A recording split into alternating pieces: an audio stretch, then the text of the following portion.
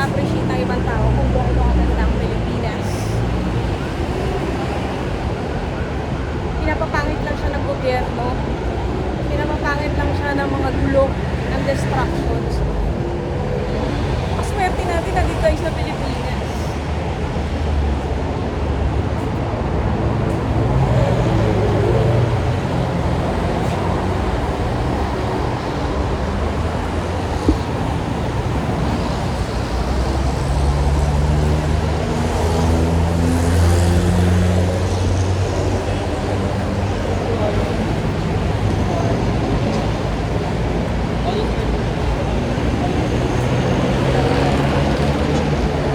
May security.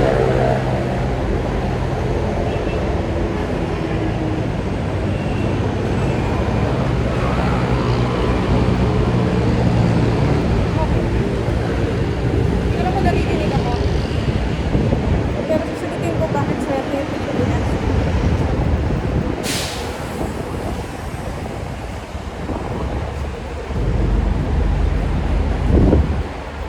Una sa tao.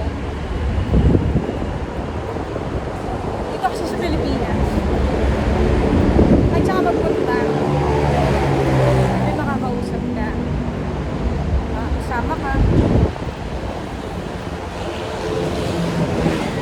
Sa ibang bansa, wala. Ang hirap. Bakit? Lahat kasi si Don busy. Lahat doon nagtatrabaho, lahat doon may kanya-kanyang ginagawa. So, malungkot sa ibang bansa. Dito, sa totoo lang pag may pera ka dito, napakasarap mamuhay. Sa Pilipinas.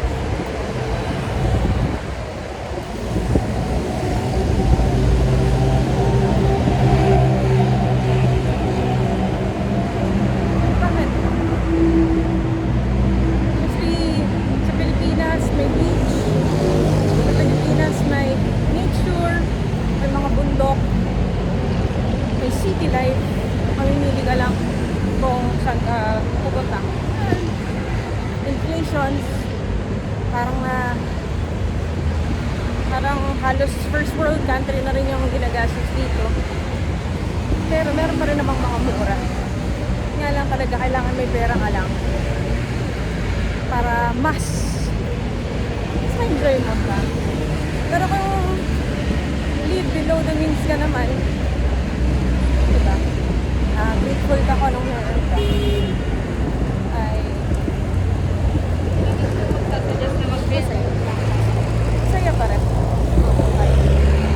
We're entering UP.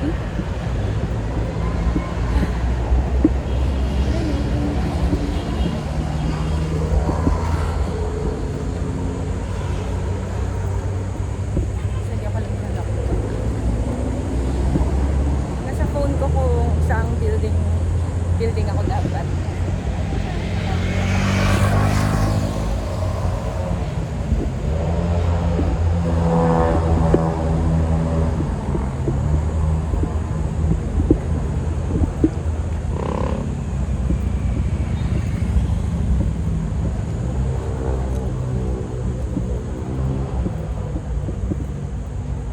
Para naman sa mga taga-UP, napaka-bless nila. State University, libre ang kanilang education, kahit kaming matatalino, magaling na graduate ang UP.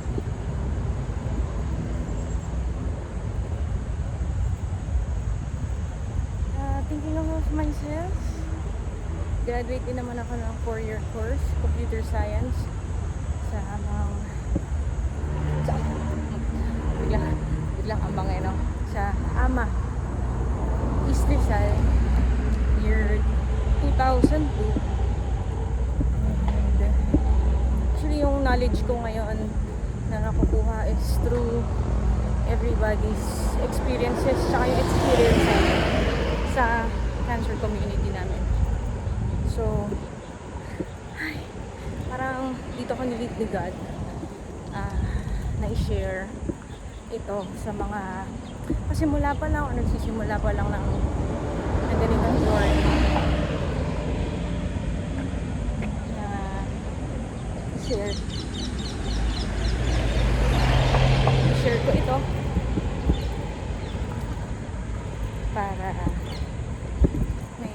guidance na rin sila.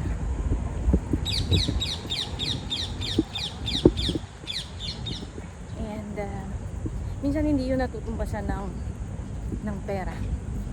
Yung thank you at masasalamat nila na may nakakausap sila or meron silang natututunan sa sinishare ko.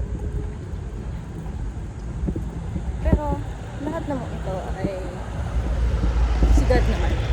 Si God, si Jesus Christ yung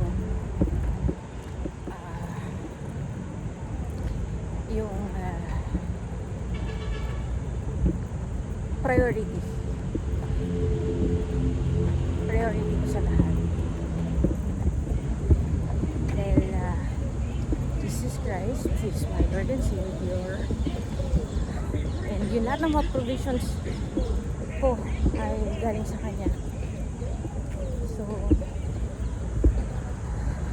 evident sa life ko yung miracles after miracles na isang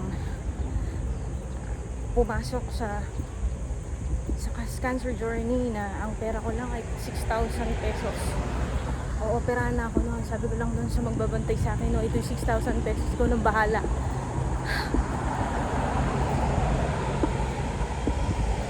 And 2 years after, binigyan ako ni God ng isang business ng aloe vera soap and oil na ito na tumutulong sa amin. Kaya ito yung buhok ko ngayon. Gamit ko lang dyan oil, soap na sinasabon ko yung ulo ko after the chemo, and then oil after.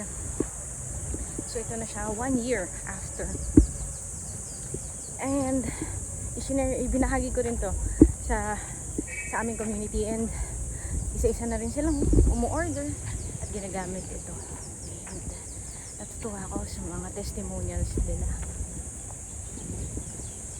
So grabe yung blessing talaga ni God. And syempre yung faith ko, nagagaling ako dahil napakasarap mabuhay dito sa second life ko ngayon, dahil may purpose na si God sa akin. So dito na lang natin tatapusin ang ating walk with joy sa may UP. Nalahanapin